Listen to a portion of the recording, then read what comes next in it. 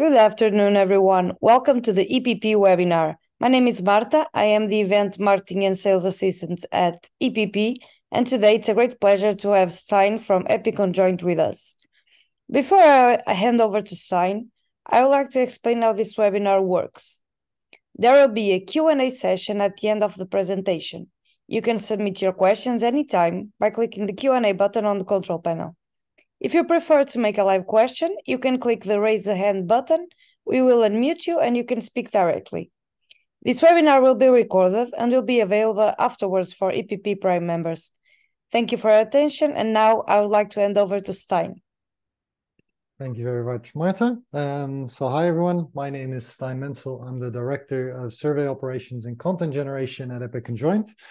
And today I'll be talking about one of the new projects that we made and the survey or the research that we did together with Philips Personal Health, which really focuses on e-commerce.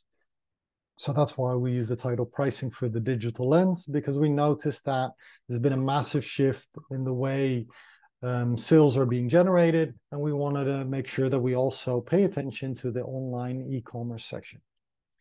So very briefly, first let me tell you a little bit about Conjoint. I'll be short and sweet about it.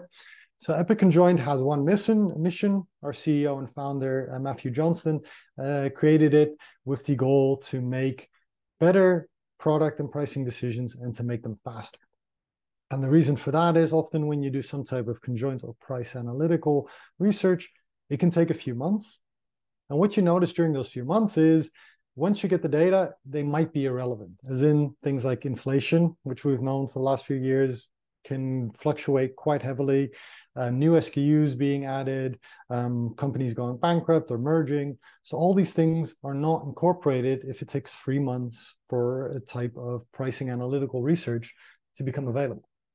So our CEO had the goal to make a company that focuses on doing this type of research in an automated and efficient manner under the supervision of experts. So as I have to claim myself to be on our team, to make sure that we can do the pricing and product elements quickly and to a very high standard.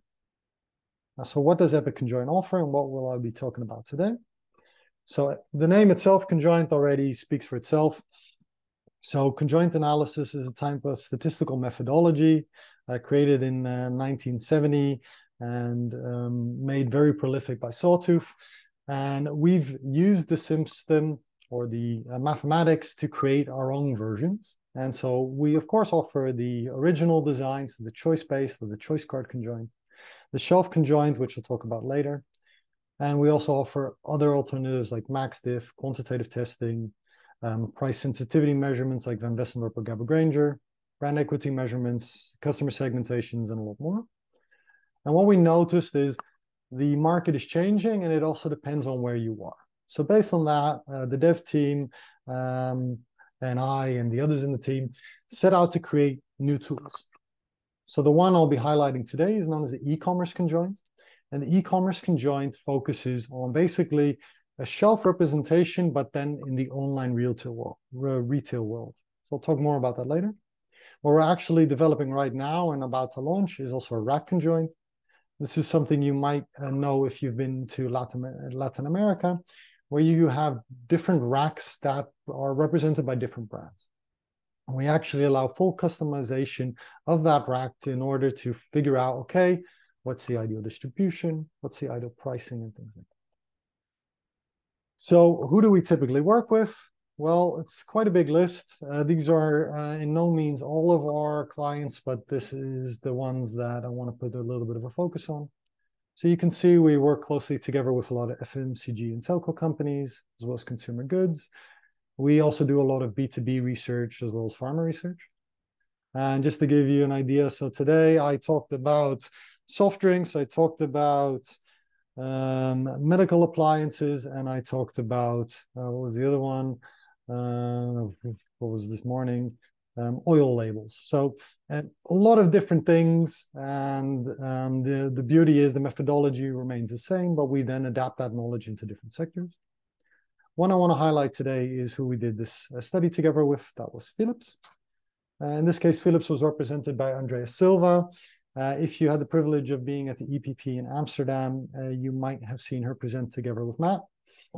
Andrea is the Senior Marketing Intelligence Manager for Philips Personal Health. And together with her, we created the survey. And so here you can see, if you're wondering how to pronounce that Dutch name, it's Stein. And so I work at Epic Conjoint, and my role is to make sure that your research questions and our survey designs coincide beautifully in order to answer any questions you might have. So I do that together with my team. And so we sat down with Andrea and we said, hey, we're looking at this new type of methodology and we want to dive into how can we apply this. And Andrea quickly came up with a few interesting research questions. So she came up with three main ones. And the first one was, okay, so you have the classical conjoint, the choice card conjoint, you have the shelf conjoint, and you have the e-commerce conjoint. Is there a difference between the three? So if I would show them to the same person or different people, do I get different results? So does the format impact the decisions? That was her first question. Second was, if it impacts the decision, does it also impact their price sensitivity or their willingness to pay? So are you more price sensitive in one format or the other? And then the last question was basically an inverse of the first one, which is, okay, do the methods differ? But also, do the consumers differ? So I myself, I barely ever set foot in a clothing shop or anything nowadays. Since COVID, I just buy online and my wife does the same. So I would classify myself as a purely online consumer, but there's also people that are still purely in-store consumers. Do we have different profiles, different preferences and things like that? So before I dive into these three questions, I want to put up one poll first, and that's, I'm talking a lot about Conjoint. Is everybody familiar with Conjoints, or has they vaguely heard of them? So let me just go ahead and launch the first poll. Should be up right now. So just to see how deep I should go into, I won't go too deep into the mathematics. If you want me to, you can. Just write it in the questions. My background is in stats and math, so I'd love to explain it. Okay, quite some answers already in. It's a beautiful normal distribution right now. Okay. I'll keep the poll open in the background for a few more seconds.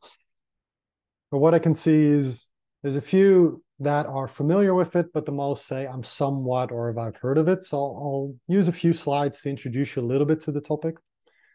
But that gives me a good idea. So let me just share the results so you can see them now as well. So let's dive into what conjoint analysis is. Now, I'll talk about it briefly.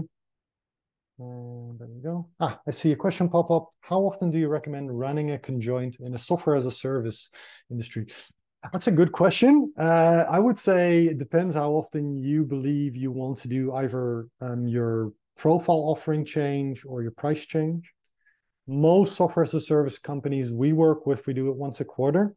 So we look at things like, is there a price increase necessary, or are there elements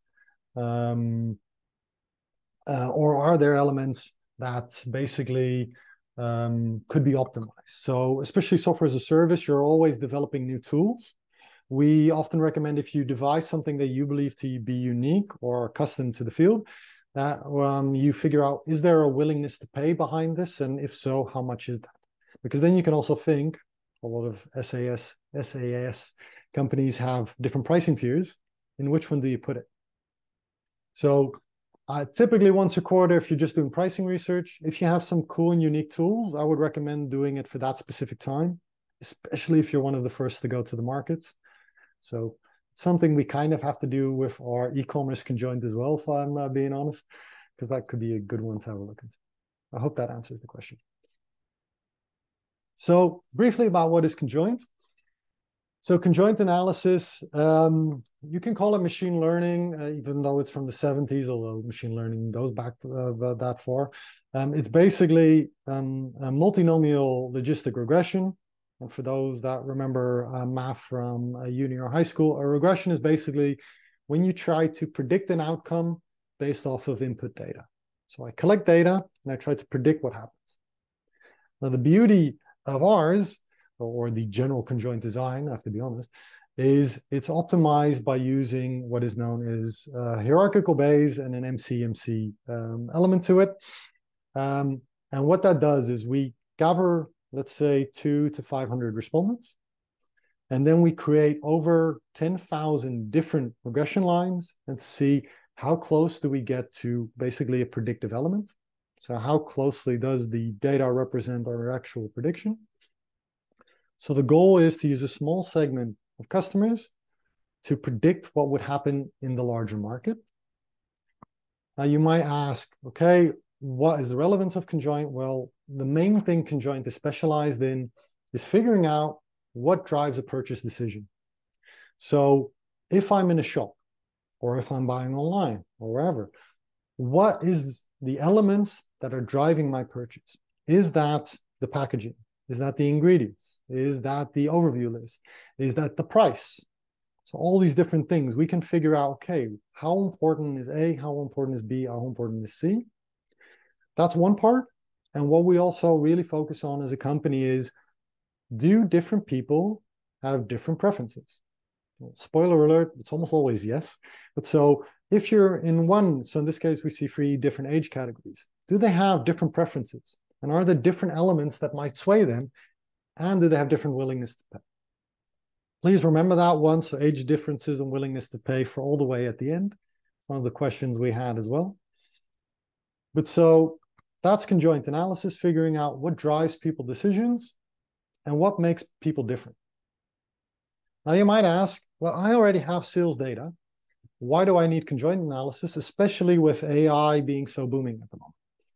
Well, my answer with my stats background is retroactive data is beautiful, but it's limited. And what I mean by that is using retroactive data, we can try to make predictions. We can do things like moving averages. We can do other types of regressional elements. However, it's limited to what's happened in the past, and it can't predict unforeseen elements in the future.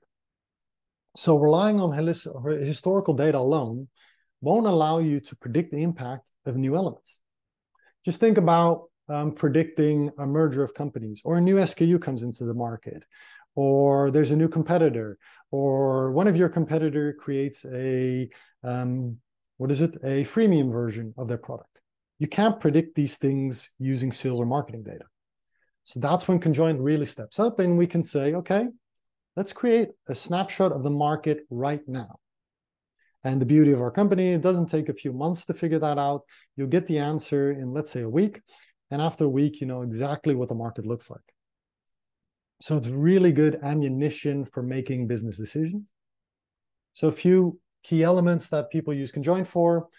Here you see one, so simulating the impact of new products or pack introductions. So what if I add a new SKU to the market, or what if I offer a new feature? What would be the impact of that? You can see this is one of our demos. It's a little bit older because we're still rocking a Samsung S10 Plus, but you could hypothetically, in this case, create a new SKU called the Samsung S10 Plus Plus and see what the impact would be on the market as well as preference shares.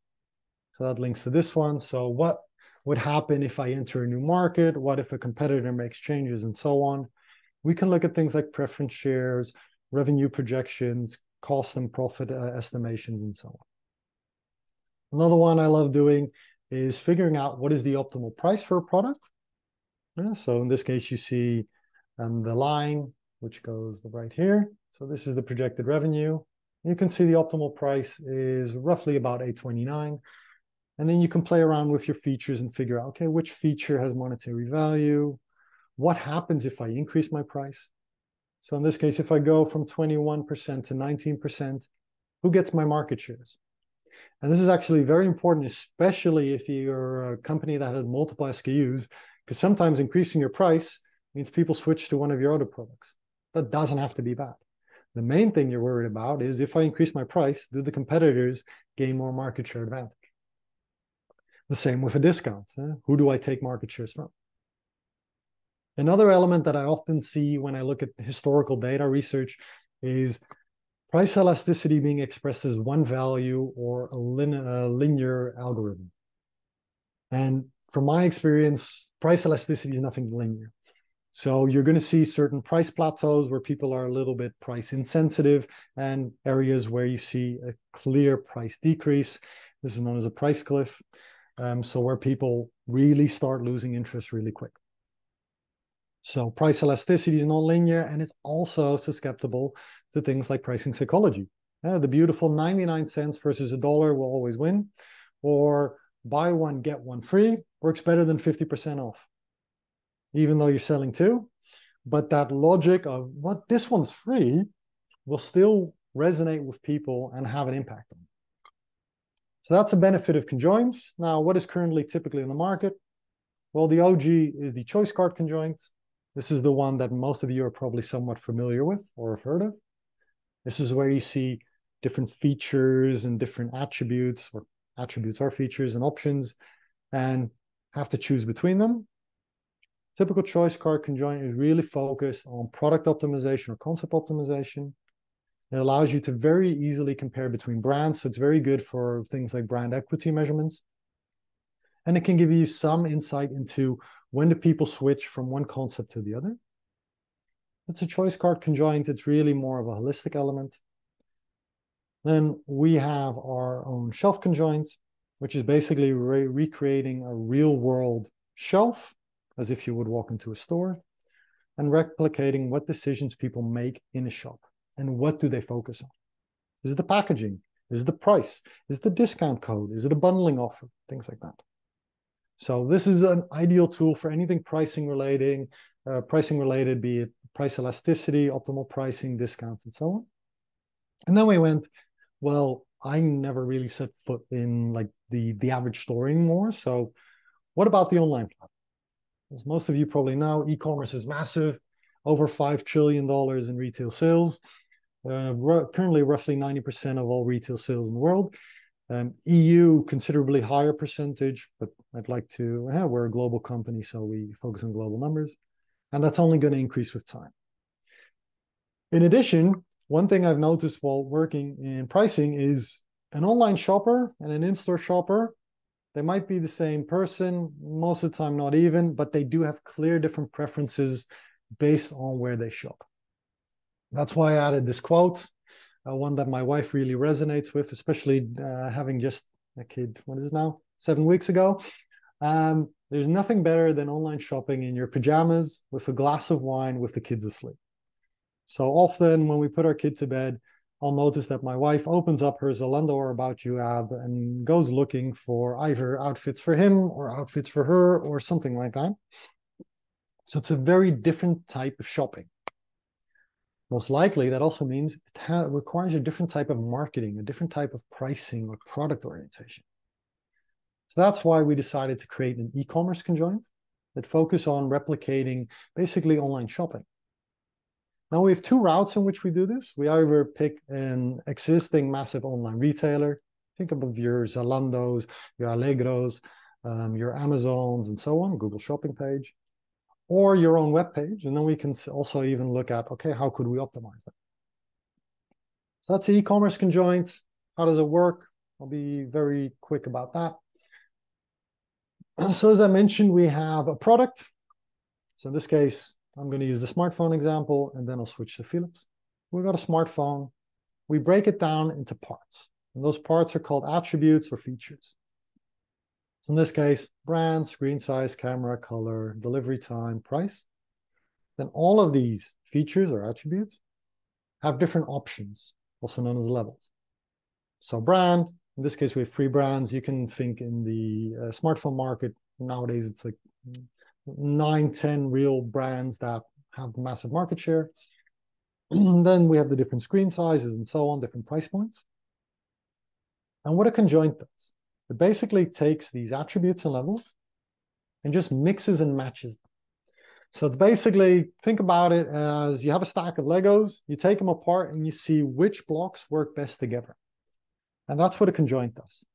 We test every single combination that's possible to figure out what is the ideal combination, as well as at which price point do people switch from this combination to another one. So not just do we find an optimal combination, we also find an optimal price point. So that's a conjoint design, very simply put. Now, what does that look like in online retail? Well, you can see it here on the left. Here you see a smartphone example. We try to recreate an online web shop. You can see it both on desktop and on smartphone. This is fully customizable.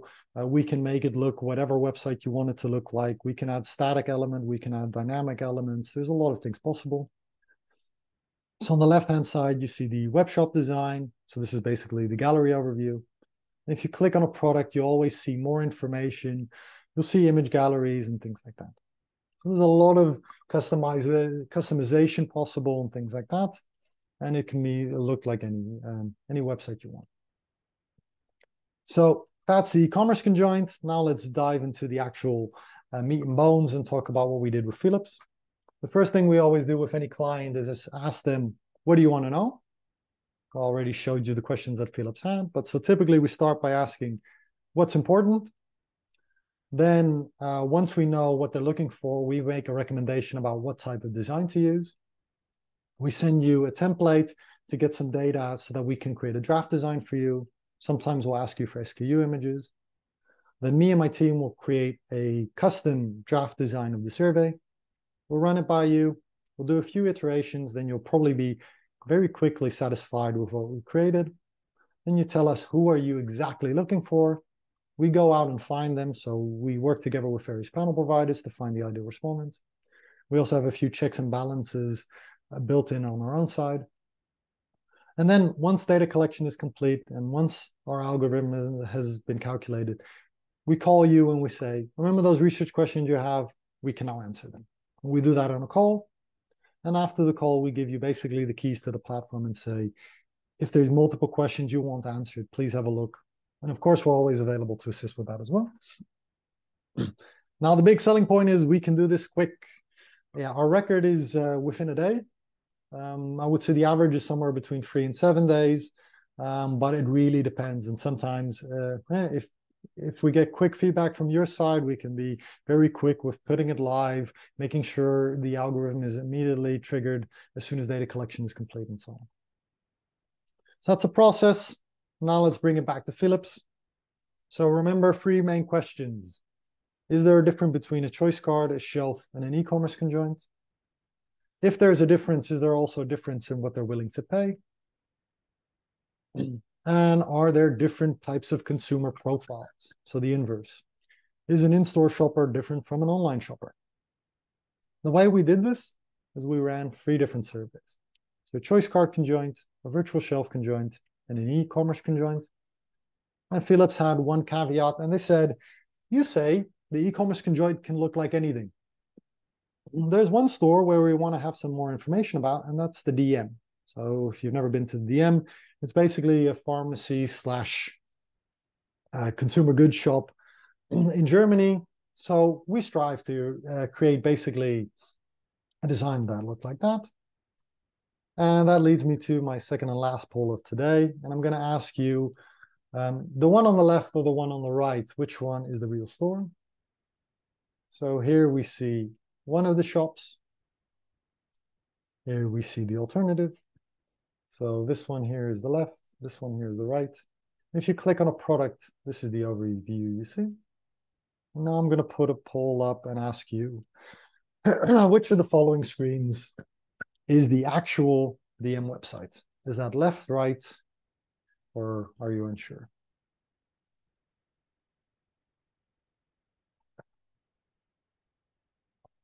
Oh, wow. This makes me happy. I'm definitely going to share this with the dev team. Right now, the majority says I'm not sure. Now, that's very good news for us. And there's a complete tie between left and right. Now, I am very happy to hear that. It means our dev team did an amazing job. There is one giveaway, and I'll go back to one. Typically, with a conjoint design, we can control how much overlap there is. And this was our original build. So you'll see that there's 3 browns in this case. This is just in the early design. We then filter that out to only show one of each, for example. So the one on the left, that is the e-commerce conjoint. And the one on the right is the real DM store, but you can see how close we get. And you can see we can add logos, we can add static dynamic elements, we have different image galleries, we could have uploaded all of these pictures here as well. So that's how customizable this is and why we're so happy that it works the way it works. So that is what we showed for the e-commerce. What did we show them for the choice cards? So we showed them a choice card, which looks something like this. This is probably the one that most of you are familiar with. This is the original design where you see the features and the options and they're mixed and matched. This is a choice card conjoint. Oh, sorry. Oh, there we go. This is the shelf conjoint. Again, we went into a DM store. We looked at what their labels look like. We looked at what their shelf color is like. And we created a label to look like that. So here you can see the different options. And the e-commerce conjoint you've already seen. Now, I love stats. So I said, hey, if we're going to do a survey with you guys anyway, why not just chuck in a Gabber Granger and a Van Wessendorp as well? Because more pricing research is always better. Or at least more fun. I see a question pop up. The e-commerce conjoint will always replicate the current online store, or does it add another layout, different CTA colors as well? We can actually do that based on your preferences. So you can tell us, this is our e-commerce page, please replicate it. Then one of our dev team will basically, not data scrape, but just go through the different elements, what is dynamic and what is static, and recreate that platform. Or if you say, well, we're actually playing around with changing our website a bit, and we'd like to make some adjustments, then we can also do that. So you can, basically, we can adjust the layout however you see fit. So of course, we have a few templates, like Amazon is Amazon. The likelihood of them making massive changes is quite small. But if you're thinking about making tweaks on your websites, we can always do that. Another follow-up, would the dev team need the company's CI information to copy exact colors, for example? It would help. It's not mandatory. As somebody who actually did a PhD in color research, colors depend also on the screen that's shown on. So what we would probably do is make sure that one of our devs is using a color calibrated screen to make sure that we're copying the exact right colors, or that we're using something like a color picker from your website. So it's not necessary. If you have the information available, great, we'll definitely use it, but it's not mandatory. So I hope that helps a bit. So this is what everybody saw. Now, who were the people that answered our survey? Well, it was roughly 750 German men. The age demographic was basically exactly as the sales distribution for Philips shows. So the majority being between 25 and 44. We asked them a lot of additional questions, things like, how often do you shave? Well, in Germany, most men shave at least once a week. I don't think that would be the same in the Netherlands, being honest. So we have questions like this. We have questions about income. We have questions about household distribution. So another question we had is, what type of shopper are you? Now, we did that with a few questions.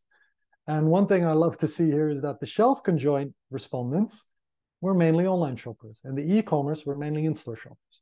Now, this comes back when I get to the final slide and show you the different interpretations of different people. But so all of these questions can be used as a filter toggle when you look at the results. And now I want to dive into those three main questions. So the first one was, are there different answers when it comes to the different methods? I think I see a question pop up. Wouldn't that extra layout change be changing possibly the results from the conjoint? When pitching that to management, it might be a factor into decision. Because what will be the difference between using e-commerce conjoint or an A/B test on the website directly? A/B test is basically just comparing an A versus B, and that's a design. Conjoint has so many more factors. So A/B tests have their own merits. Most research indicates that conjoint is a lot more robust methodology and also more reliable in predicting basically future sales.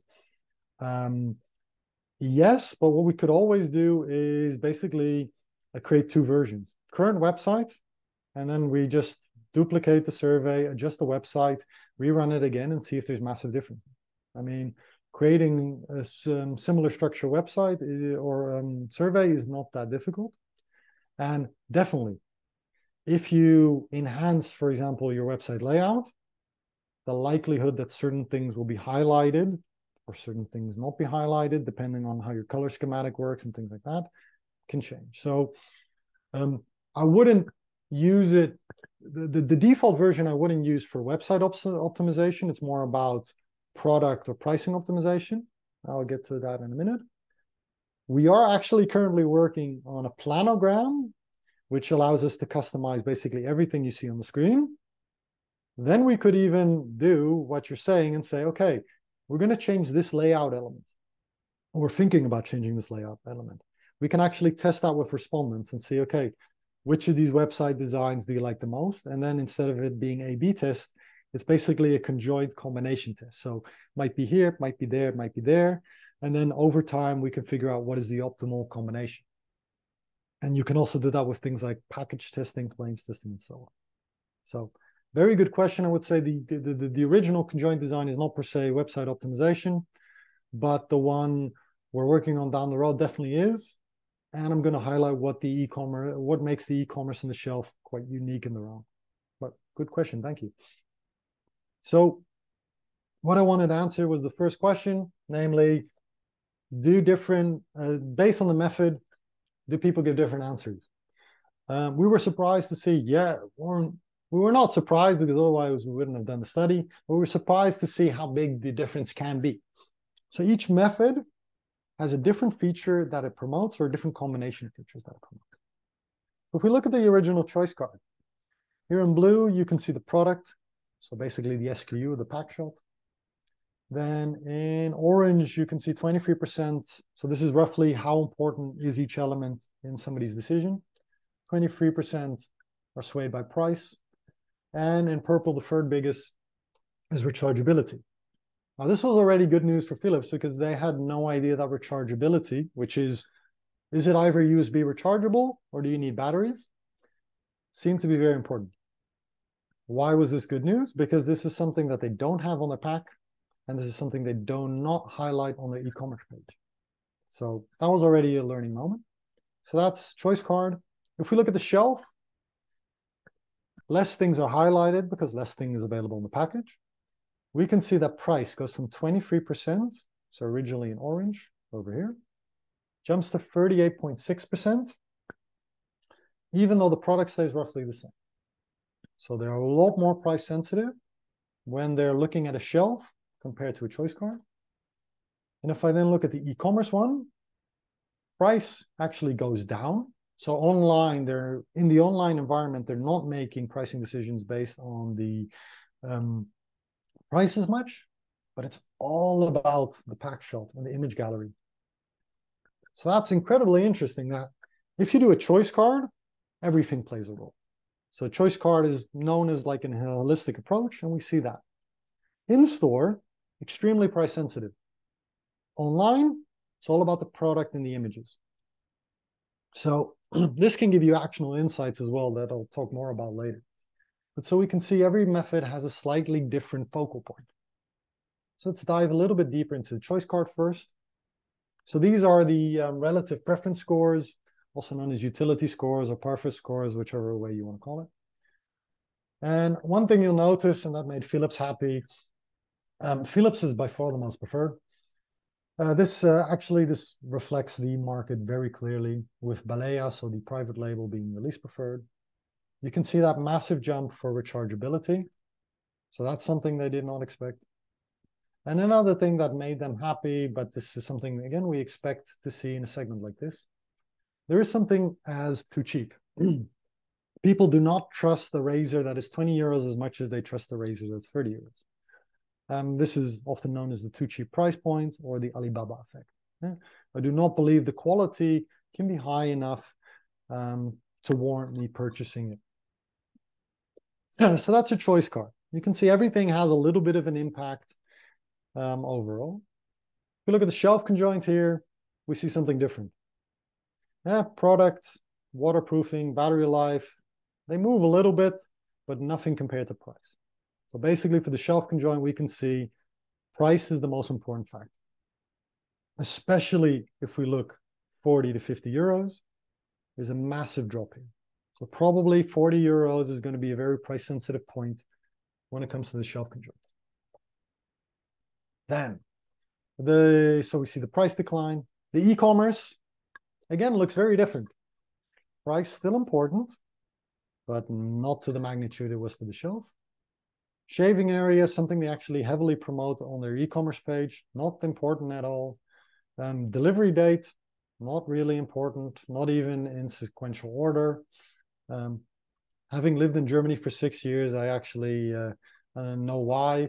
It's because if you miss it, so if it's delivered the same day, you have to pick it up somewhere. Typically, you stand in a queue with 20 other people waiting to pick up their package. So I'd rather do 2 to 3 days and work from home for a day.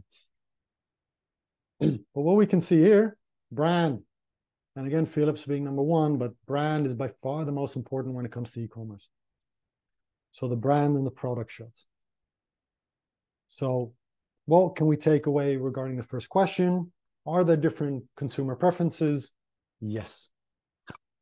If we look at the overall, we can see Philips is in good shape, still most preferred, meaning most likely they can have a slightly higher price compared to their competitors. However, if we think about in-store prices or the shelf conjoint, be wary of pricing too high. There appears to be a strong price cliff around 40 euros. I'll dive into that with the second talking point. And the last one, with e-commerce, it's very important to figure out what to promote. Now, Philips made the decision to look at the choice card, that rechargeability, and then decide what to put their focus on for e-commerce. That's a very logical way of thinking. Optimize your product or your concept, or basically the focal points you want to put online, and highlight that on your e-commerce page. And the beauty is, for the e-commerce page, they were less price sensitive. So most likely you can actually increase the price a little bit. So that's basically what we learned from the first one. To summarize also, which method should you use when? If you're thinking about a concept or a product and you're not yet sure what is the final combination going to look like, that's when you go choice card conjoint.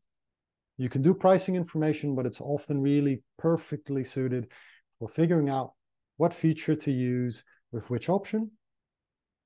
And if you already know exactly what your product is, or you already have 20 SKUs and you just want to figure out how price sensitive are they, that's when you start using a shelf conjoint, the e-commerce conjoint, depending on where you do the majority of your sales, or you do both. Another question pop up. Are these 3 conjoint types run in parallel with the same people receiving 3 times the conjoint? A very good question. We could have done that. We actually decided to use independent people for each one. We've done these before, especially shelf and the choice card, of course. We see consistent results if we keep the same screen out and quota questions. So the demographic elements that we set were fixed. So we asked Philips, what is your ideal respondent? And we basically adjusted the survey to focus on that. But so each survey had different respondents. And that's also what we'll see in the third research question that they had. You could do these. I mean, we don't offer them back to back, but we could say, let's target the same respondent 3 times. One reason I wouldn't do them back to back is survey fatigue. Because one survey is roughly 5, maybe 10 minutes. Most respondents don't want to answer about shaving equipment for 30 minutes. Now, if I ask people about stuff that they're very interested in, so we sometimes work on motorbikes or something like that, people can talk for days about it, but not per se shaving equipment. Good question, though. Thank you. Then the second question was, do they have different pricing profiles? Well, it was already answered a little bit in the last one here. So choice card, optimal price is roughly 60 euros. The price curves look something like this. So you can see you gain revenue or predicted revenue because your volume share doesn't decrease that much in the beginning. Plateaus a bit here. Plateaus a bit here. Optimal point is roughly around 60 euros. Goes down, but it's fairly consistent. Another question pop up. Does that mean that you can put higher price on e-commerce than physical store? Based on these results, that would be our recommendation, especially if you're looking for one platform, so in this case, DM. It depends on which platform you're selling. My guess is if you look at Amazon, it might be more price sensitive because the Amazon store is not that beautifully oriented, in my personal opinion. But so typically speaking, in this case, at least in the store, promote price clearly. Maybe do discounts, make it very visual. That didn't seem to have the same impact online. But that's something we can even test because we could add discount codes, we could add bundling offers to both. But so, yeah, I'm always reluctant to give pure advice, but in this case, I would say, yeah, e-commerce can go a bit up. It wouldn't be conflicting as a brand to have different prices in different platforms or be seen as unfair. I would say that's a moral dilemma, yes and no. It happens a lot more than you think. So we often see that for example, the price in Walmart might be higher than on your own website. Most of the time, buying direct hypothetically should be the cheapest, but some have contracts in which it states you are not allowed to go, like our platform has to be the cheapest one. And sometimes actually your own website has to be more expensive than the one you're selling because they're allowed to discount your SKUs and things like that. And so it's not just a conjoint decision to make. Unfortunately, that also involves the marketing team, that involves the branding teams and things like that, sales teams. So you could say, yeah, it can be conflicting. But most of the time, even between different web shops, you can have different price points. There's very few products that are consistently priced over everything. But again, good question. Thank you. So choice cards. I'll do these two slides and then I'll come back to your question. So this is the choice cards, 60 euro price point. You can see ups and downs all over the place. Then if I go to the shelf conjoints, you can see this is a lot steeper. And actually the axis, I changed it a little bit. It's not really correct data manipulation. 20 to 60 euros. The optimal price is actually around 41 euros. So we can see a much lower optimal price. So a lot more price sensitive for the shelf conjoint. And the last one, the e-commerce conjoint, we can actually see this is a very flat curve. I'd say the turtle that wins the race. And again, we remember that brand and product outweigh price. So we see a clear and steady rise in revenue and then a drop in volume share. Now let me answer the question. If your business is only online, does it mean that e-commerce would be more suitable? Or is it recommended to have the classic conjoint and e-commerce? Very good question. If you already know exactly what your product is and where to sell your product, you could just do an e-commerce conjoint.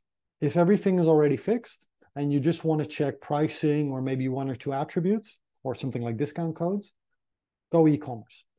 If you're fiddling around with what is the ideal combination of my product, so either in software, which different elements do I put in which pricing package or so on, then it might be an idea to first do a classic conjoint, figure out what is the optimal combination, and already have an idea of price sensitivity, and then follow it up with an e-commerce conjoint.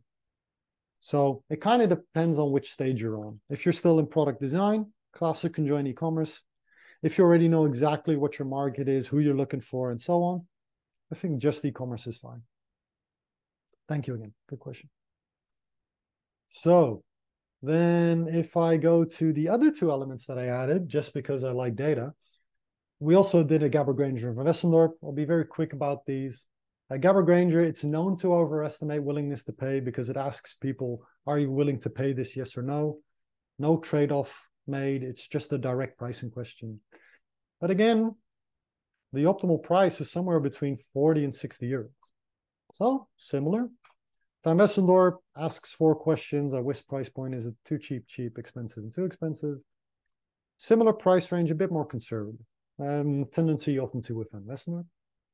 So we can see, yep, different price tendencies, but overall, general consistent trends.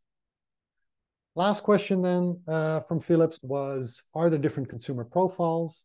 The first one I want to answer is, people like me who mainly buy online, do they have a different profile versus people that buy in store? We were surprised. In-store shoppers, they go quicker through their choices. This reminds me of how I do shopping. If I'm actually in store, I very quickly pick different things. So they made faster decisions, and it was on every single survey design, price sensitive. You can see a massive price cliff here after 40 euros. And online shoppers were slower and really took their time, went back more often, and you can see a much steadier decline in price. And if you actually look at the price elasticity values, they're considerably lower. And the last one, so again, in-store shoppers, focus on your price. Online shoppers, focus on your product and your images. The last one I want to mention is the age that impact. From the beginning, the family making their decisions. We expected young men to be very price sensitive, but we didn't find that. So here you can see younger men, 22.7% is price, 46% is product, rechargeability 12%. Let's look at the older age demographic. They're actually more price sensitive, and they really focus on rechargeability. Product means less to them. This is something we often see, that younger demographic is often more brand loyal. And this is my personal bias. I think the older generation knows how annoying batteries can be. So that's why that rechargeable was so apparently popular among older demographics. I will not buy anything that works on batteries anymore. It has to be USB chargeable. So I think those are those little tidbits of information that can also help with marketing. Like when you're targeting younger demographic, what do you put the focus on? In this case, image gallery, your brand, product shots. Older demographic, ease of use. So those are those different elements. And just to recap, are there different consumer preferences for the three different types? There sure are. Choice card is all about the holistic approach, highlighting different features. The shelf conjoint is all about price range and price sensitivity. And e-commerce was about that product in the image gallery. Pricing levels, again, shelf, very price sensitive. However, we were very happy to see that we saw very consistent results for all three conjoints plus 2 additional pricing metrics. So we know that the results are very robust. It's also always very good to know. And the last one, are the different profiles and do they have different preferences? You betcha. So both pricing and marketing, it's very important to focus on the right features for the right platform. So focus on that rechargeability if you're targeting the older demographic.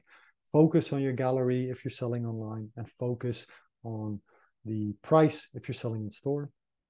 And just remember, both in store and online, they're not the same, neither for the method nor the shopper. That's it from my side. See, there's still a few questions. So let me just have a read. How was the conjoint run in store? Asked in the moment of shopping. No, it's actually, our shopping conjoint is done online, but we replicate a shopping environment. So you see a shelf, and from that shelf, you make a choice. So basically, we would show you a shelf, and then from that shelf, we say, which of these would you prefer? So maybe I can even give a very quick sneak peek if I go to the screen. It should take about 2 seconds. The shelf conjoint, here's the design. Let me just skip to the DM section. So this is kind of the design you would see. Now, you could add more SKUs to this, more prices. You can adapt the label. You can adapt everything. And then you click on something. In this case, if it's waterproof, what is the battery life? Because these are the main elements on the screen. And then they can either go back to the shop or put it in the basket. And then they're shown different combinations of prices and products. And they do that, in this case, 10 times. So that is everything relating to the e-commerce conjoint, what it is, when to use it, and what are the actual insights you can get from it. So hope that was still on time, Marta. Hope I don't get you in trouble. Sure. Thank you very much, Stein, for this excellent presentation. And thank you to all the participants for joining the webinar with us today. The recording will be ready in a few days, and then you can rewatch on the rewatch webinar section on our website. And lastly, I would like to take this chance to announce that our 17 EPP Global Pricing Forum will be taking place in November 8 to 10 in Brussels, where the Epic Conjoint team will be joining us. And you can visit our website, pricingevents.eu, to find out more about the agenda and the speakers. We hope to see you all there, and thank you again, and have a nice afternoon, everyone. Thank you, everyone. See you next week, Marta. See you next week.